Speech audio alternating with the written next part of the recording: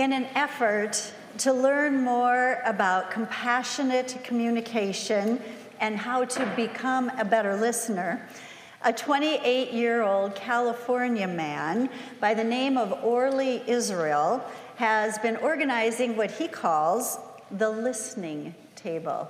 Have you heard of it? Anybody?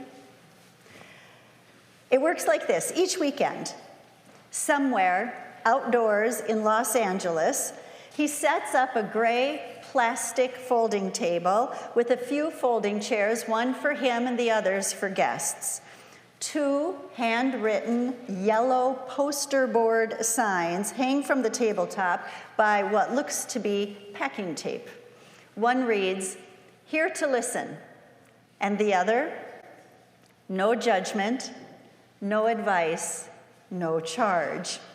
Anyone can sit down and pour out their heart, and there will be, exactly as promised, no judgment made, no advice given, and no charge billed. Some people talk for 5 minutes, others for 50 or more, and Orly listens.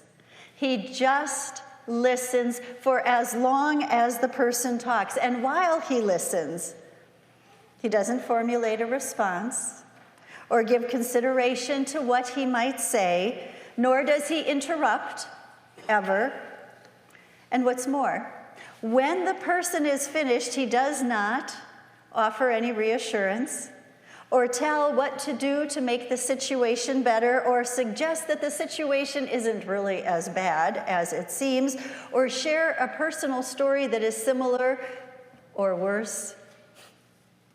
Orly explained, and I quote, "The listening table is a place where people can experience what it feels like to really be listened to, which is a rarer thing than it should be." End quote. Indeed, it is no secret that technology has done us few favors when it comes to the art of listening. I remember attending a class at the seminary a number of years ago. The lecture hall was filled with students and pastors. During this week-long 40-hour class, the professor was walking us through the Bible, beginning at Genesis, concluding in Revelation. On the first day, I couldn't help but notice that I and the other pastors in attendance were among the very few without laptops, which is how most of the students accessed the Bible and took their notes. No judgment here, but it was difficult also not to notice that while the professor was lecturing, students were off and on social media and email. The phenomenon of our devices distracting all of us has only grown since then. It has been said, you cannot listen to the word another is speaking if you are preoccupied. Psychologist Carl Rogers said, "We think we listen, but very rarely do we listen with real understanding, true empathy. Yet listening," he continues, "of this very special kind is one of the most important and potent forces for change that I know." And change is exactly what is at the very heart and center of the listening table. Orly hopes that not only will he learn how to become a better listener, but for those who come to the table and experience what it is like to truly be listened to, it is hoped that they would become better listeners themselves. This project has been going on for over a year now. To date, he has held over 88 listening tables, and he has no plans to stop.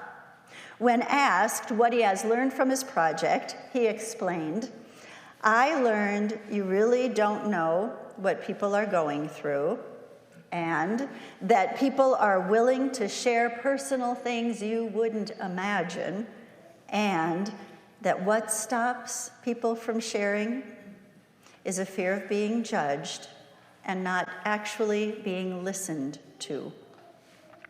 This project speaks beautifully to what author Donald Miller wrote, which is printed on the back of your worship folder. He said, "I have sometimes wondered if the greatest desire of man is to be known and loved anyway." Right? Isn't that how it is? Sometimes it feels like we never really left the school lunch table, where we struggled so to fit in and to belong and to be accepted. Uncertain and insecure, we tried on different behavior patterns and experimented with different ways to be cool, all in an attempt to both be seen and loved. The question we all seem to ask at some point in our lives is, can I be known for who I am with all of my uniqueness and shortcomings, with my way of seeing the world and experience it, and with my past, including things I have said and done of which I am not proud? Can I be my most authentic self and still be loved? Which brings us to the gospel reading for today. Spoiler alert, the answer is yes. Yes, you can, and yes, you are. The exchange between Jesus and the Samaritan woman is the longest recorded conversation in the Gospels. Of all of the interactions Jesus had with people, that this one gets so much attention sets it apart from all the others. As you heard, it's a rich and complex reading, which means one sermon couldn't possibly cover it all. So for today, let's turn our attention to verse 16, when Jesus directs the woman, "Go call your husband and then come back." It's an abrupt shift in the exchange. They were talking about living water one moment, and the very next, Jesus is suggesting this. Knowing what comes next, knowing the situation this woman finds herself, that is, with regard to a husband, it's difficult not to wonder, did she evaluate how she would respond to Jesus' direction? Did she consider leaving under the pretense of getting her husband and then not returning? Did she take a deep breath before she spoke her truth? The Bible doesn't say, but we do know that she replied, "I have no husband." And that's when Jesus filled in everything that she left out. He said, "You are right in saying I have no husband, for you have had 5 husbands, and the one you have now is not your husband. What you have said is true." In that moment, this woman, who had a story to tell and maybe one to hide as well, was, well, what shall we say? She was found out, exposed. I suppose that choice of words is fear speaking, really. It comes from the fear of being judged, and maybe from the fear of humiliation. The reader can almost feel a sense of embarrassment for her. But note, Jesus makes no value statement about her situation. He passes no judgment. There is no shaming. When Jesus says, "You have had 5 husbands, and the one you have now is not your husband," he is simply naming what is.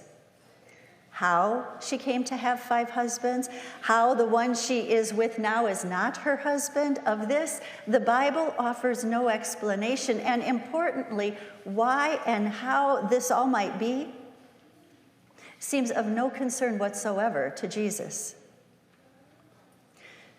So this exchange is not about this woman being found out or exposed, but rather it is a beautiful witness to what it is to be known both inside and out, and accepted and loved anyway. And isn't that exactly what we all long for as well. People like her, people like us, often live in fear of being exposed for who we are or of others finding out the not so shiny details of our lives. Hear this good news. Jesus knows you, all about you, and loves you just the same. Before I conclude, last night after church, my daughter, who had just worshiped, shared this quote with me, and I want to share it with you. Being heard is so close to being loved that for the average person, they are almost indistinguishable. I love how this story concludes. The Samaritan woman left her water jug at the well, and she returned home announcing, "Come and see a man who told me everything I have done. Come and see," she called out to anyone who would listen. And the Bible tells us that because of her testimony, many believed in Jesus. Because of the witness of this nameless Samaritan woman, many came to faith. Imagine that. This woman was seen and known, and she was accepted and loved by Jesus. And in response, her witness changed the lives of others. May it be so with you. Amen.